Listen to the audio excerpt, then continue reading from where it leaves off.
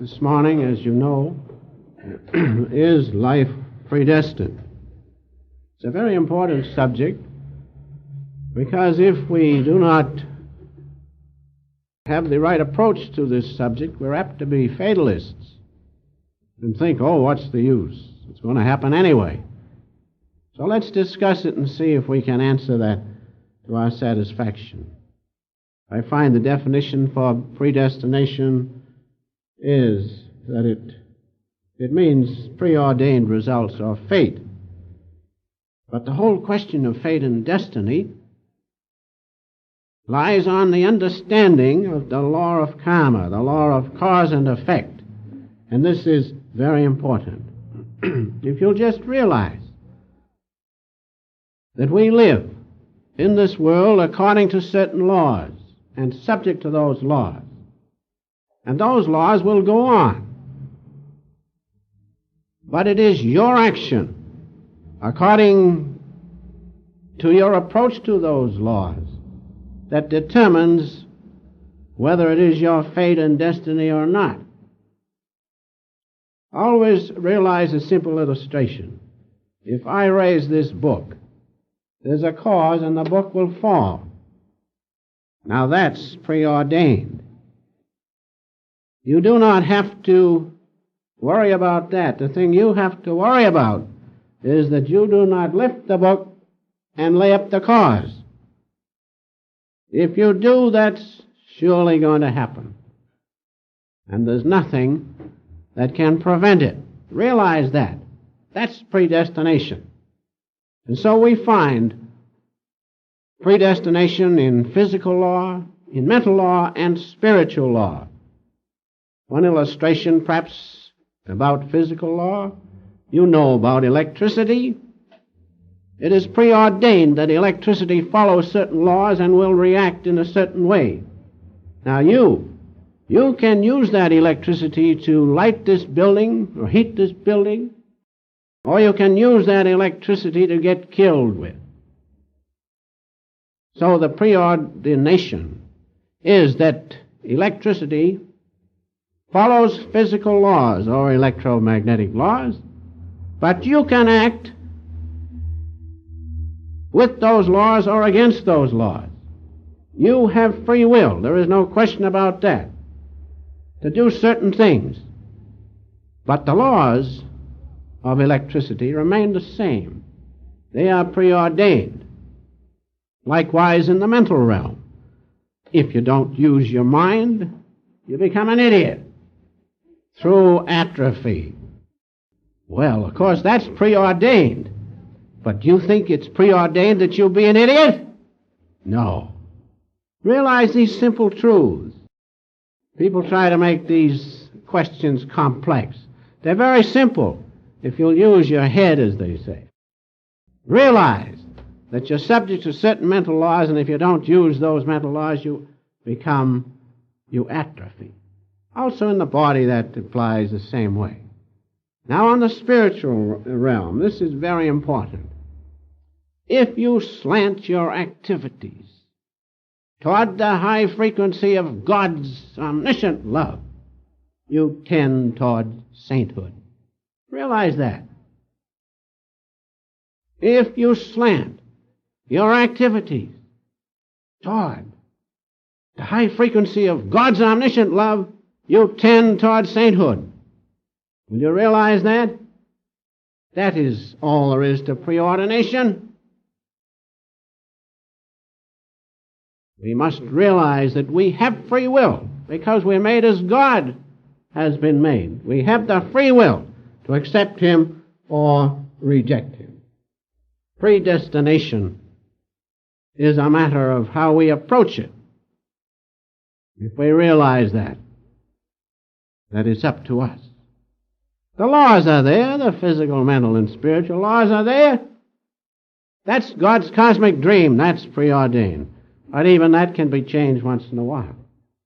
But it is a sure fact that our approach to these laws is subject to our own free will, according to dictates of desire and conscience. We are subject to desire. But through conscience we know how to use that desire to be a saint or to be a sinner. Now the law of karma, or the law of action, as I have said, is an exact law. Whatever cause you set in operation will be fulfilled. The reaction will take place. Now realize that. If you meditate regularly, you are setting certain causes into effect, putting them into effect. The reaction will take place. But what's the trouble? We don't meditate, that's all. And so we say, oh, I guess fate is that I don't get anywhere. Now that's not so. The fact that you don't do anything is the cause. There's no predestination in the fact that you have free will to do or not to meditate. Realize that. Now, Emerson states a certain thing about the law of karma, and I hope that you will remember it. He says these words, wrote these words, "The world looks like a mathematical equation, which, turn it how you will, balances itself." Now this is the important part coming now. Every secret is told. Be careful of those secrets you whisper to one another. Every secret is told. Every crime punished. Every virtue rewarded, every wrong redressed in silence and what? Certainty. So that much is predestined. But what you do is not. You have free will. Realize these wonderful words of Emerson. Also in Galatians, we find these words in the 6th chapter, 7th verse. And I'm sure you're familiar with these words. Whatsoever a man soweth, that shall he also reap. If you, knowing what electricity is, deliberately go against the law and sow delusion and use that force of electricity in the wrong way, you're going to reap the reaction. That's all. You're going to reap what you've laid up. The cause is going to react. So therein lies predestination. Master used to tell a story. I think it's about time for a story now. Master used to tell a story about this law of karma. And as I remember it, this young man was minding his own business, looking through a hole in the fence at a ball game. He wasn't hurting anybody at all. He was just enjoying the ball game by looking through the little hole in the fence. And suddenly somebody came up behind him and gave him a good hard kick and knocked him over. And then that person ran away. Well, the boy had reason to be hurt. And he said, "Lord," he said, "why does this happen to me? Is this predestination? I was doing nothing but looking through the little hole in the fence, minding my own business, enjoying the senses through the senses which you gave me, the ball game. Then look." Then the little voice of conscience said to him, "But you remember last life you did the same thing to that fellow?"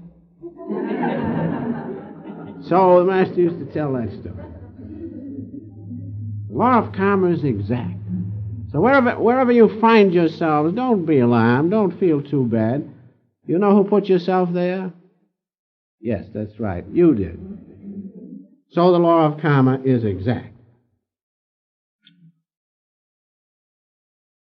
But I think the best Bible reference, which I'll give you at this time, those of you who wish to read it, is in Ecclesiastes, the 12th chapter.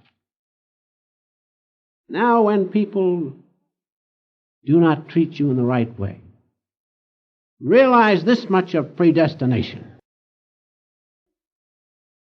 for God shall bring every work unto judgment. You do right, that's all you have to worry about. Let the predestination take care of itself. You are a free agent to do right. So it says here, for God shall bring every work unto judgment, with every secret thing, whether it be good or whether it be evil. Don't you see the point is whether? Whether your free will is good or whether it's evil. That's the point. That's the thing to realize. God takes care of the predestination of the fulfillment of things, the rewarding of virtue and the punishing of those who do not do right, but we get mixed up in it. If we would leave it to God and mind our business and do right, then there'd be much less trouble in the world, and the result would be right. God is the judge. He made the whole universe. He made each one of us. He sustains each one of us. Why? Why do we not trust Him? Because of our ego consciousness. We want to get in the middle of things, and we do. And what a mess. What a mess. A little story comes to my mind. At this time, I think we need another one to get loosened up here. I hope I tell them right now. Sometimes I make a mess of them, but we'll try. This young man came from Spain, and his name was Jose. It isn't spelled as it sounds, but that's his name, Jose. So he came over here, and he wanted to go to the ball game, the World Series. And so he came down there, but they said, why, there are no seats. No one can get in. It's all sold out. But somehow he pestered them so that they let him in, and they had a flagpole out in the ground, and there was a cross-tree pathway up. So they hoisted him up on the flagpole, and there he was. And so he saw the ball game. And he went home later, back to Spain. Somebody asked him how he liked America. He says, wonderful. And they talked about various things about the ball game, and he told them that he saw the World Series, and he said, you know, those Americanos are wonderful people. He said they gave me a seat up in a flagpole. And he said it wasn't long before they all stood up and said, Jose, can you see?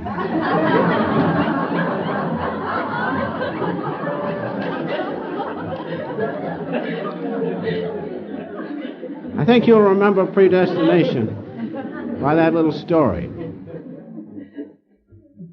Now going on,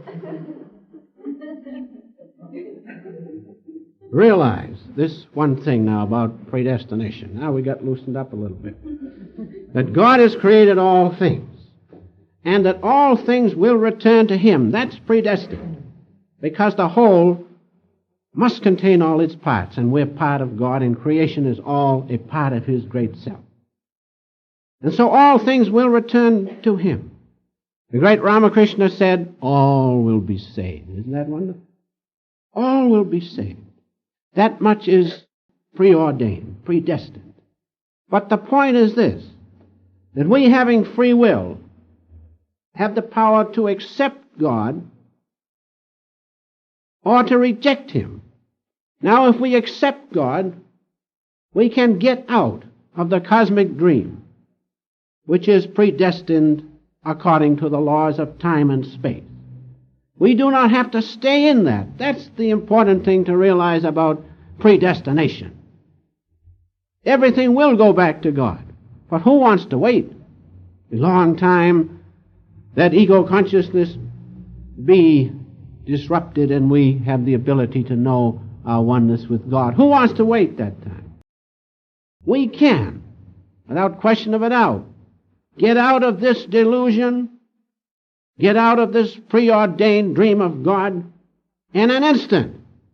If you have the deep desire and your wanting to know God is strong enough, you will be able to rise above, supersede this consciousness, this duality of consciousness wherein predestination operates. You realize that? How important self-realization is. That we have the power to overcome predestination. because we're made in the image of God, and we have that power to accept or reject him. But whatever we do, realize whatever we do, we have to pay for. Whatever cause you lay up, you have to pay. Now, you may be born, and this is very important. We are predestined in a certain way because we have laid up causes. Some people have, for instance, the tendency to have ulcers. That seems to be a common subject. They have the tendency to have ulcers. All right. Let us say we are predestined and subject through latent impulses and weakness of our digestive system to have ulcers. But the point is this: if you keep on eating fried foods and those foods that are hard to digest and keep irritating the membrane of your stomach, the ulcer will continue. But having free will, can't you see that you are not predestined to keep on breaking the health laws? You can change your mode of eating. Eat scientifically. Keep away from those things which irritate the membrane of your intestine and stomach. And then, don't you see, nature will heal that ulcer. We have the power within us, because God has created us, to heal all things, even though we have laid up causes which make us subject to ulceration and so forth. But in us is the power to heal those things if we stop doing those things which keep the condition as it is. That's what you must realize about predestination. You may be subject, as Mr. Layton read about the Master. He was subject to weakness of his digestive. And it's a peculiar thing, I was the same way. Everything I ate, pain. And one day the Master took things in hand, and now I can eat and enjoy anything. So you see, it is up to us. If we will obey the law according and slant our effort toward the realization that we're not just human beings subject to this cosmic dream, but that we're children of God, if we will do that, then we can rise above the law of predestination. Realize that. And another thing that comes to my mind, say, for instance, you have an inferiority complex. Now, you do not have to stay in that inferiority complex. Perhaps it is your predestination to be subject to that. Sometimes our parents have those weaknesses. But if you turn your attention toward God and merge in his omniscient presence within you, his glorious omniscience, you have such a confidence that inferiority complex cannot remain. You are not predestined to stay in the condition in which you find yourself. Although it is your destiny to be where you are because you have laid up causes, but it is not your destiny to stay there. That's the important thing. Realize that. God could not be such an unjust God to keep us in the condition in which we have found ourselves or which we have laid ourselves. He could not be just and a loving God to keep us there. He has made his laws. He does not like to break them. But he has given us the power to rise above, to supersede this consciousness of predestination and fate. Unless we realize that we are nothing, still nothing but human beings. And finally, one other thing. Pain. Pain is terrific. Those of you who have suffered pain, especially excruciating pain, it's difficult to rise above it, isn't it? But you can rise above it. You are not predestined to be subject to pain. You can. If you can lift your consciousness by the power of will, which is God's will in you, if you can lift it from outward duality of consciousness to this point and keep it there, pain cannot exist. Therefore, predestination does not bind us as far as our souls go. Perhaps when you come down, the pain will be there. But you can immediately get up, and in the omniscience of God's presence, in his great and glorious omniscience, no pain can exist. Because there's a unity of consciousness. And where do we find pain? Because of predestination, we find pain in outward consciousness. The consciousness of like and dislike. The opposites. Pain is simply the opposite of pleasure. We're so attached that it feels excruciating, that's all, in some cases. But realize we're not subject to stay there. That's the important thing to realize about predestination. And always remember, please, the illustration about the book. Another thing is this. Your karma, which binds you, can be lessened or alleviated. That's the important thing. Karma must be fulfilled. The law of karma is exact. You lay up a cause and it must be fulfilled. The reaction will take place. If I lift this book as I have said, it falls. That's the law of karma, that's all. But karma can be alleviated and lessened. For instance, as I drop this book, I can put something in the way, can I not? Doesn't that lessen the blow of karma? And so it is in our lives. The effect of karma can be alleviated or lessened. Do not forget that. I know one case, I think of a lady who had a serious coronary thrombosis. Very serious. That was her karma. She had laid up that cause somewhere, either in this life or a previous life. It doesn't make any difference. It's going to be paid. But I remember distinctly that the Master lessened the blow of that karma.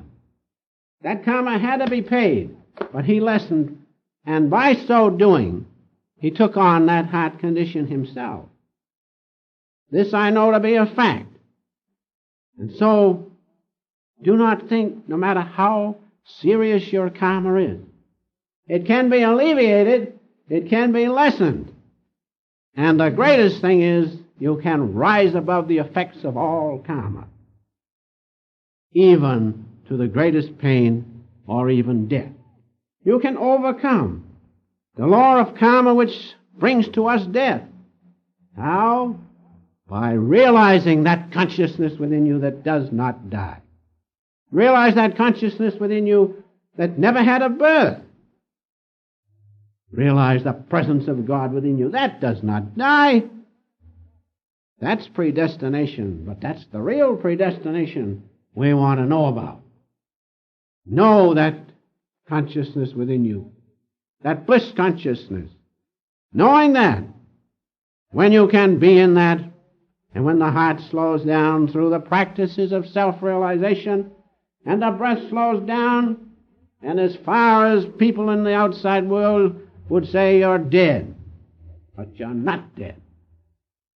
Your consciousness is intact. It is sharper than when you're in worldly consciousness.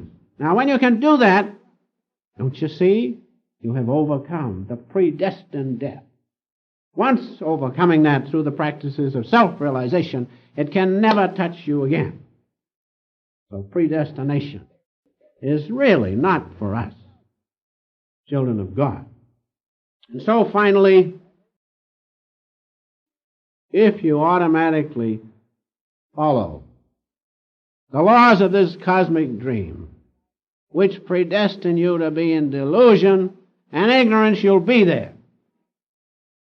Now, if you follow like an automaton, Master used to say breakfast, lunch, and dinner. Sleep, get up, breakfast, lunch, and dinner. Talk a little bit, sleep, breakfast, lunch, and dinner. Well, if you do that, if you are automatically pushed along in this cosmic dream, then you're going to be subject to the laws of that dream, so predestined. But this is the point. Vow to know predestination. Realize that. Say within yourself, I will vow to know predestination. Except perhaps one that Jesus did, when he said, Father, thy will be done. That we will bow to. But we will not bow to the predestination of this cosmic dream. which says to us that we are born humans and die humans. No. But we bow to that predestination. The real predestination that says we may be born humans, but we die children of God in His consciousness. These are the realities of predestination. Bow to none other than that although you're born a human being, by the grace of God, you can know your oneness with Him and die not as a human being, subject to this cosmic dream, but you die as a child of God, born in Christ consciousness. That's what we must remember about predestination. We are not just human beings. We are far greater than that. We're not children of darkness. We know if we follow this cosmic dream, we'll stay in darkness and delusion. We've had enough of it. We are not that. We are children of God, children of light, in the exact sense of the word. God's consciousness is light, tremendous light. And God's consciousness as light melts into the one great love of divine joy and bliss. That's what we really are. We are children of light. We will accept nothing but that, not as children of this cosmic dream. Now these things are so. And we have, as a testimony, the words in the Scripture. In the 82nd Psalm, the 6th verse, ye are gods, all of you are gods, children of the Most High.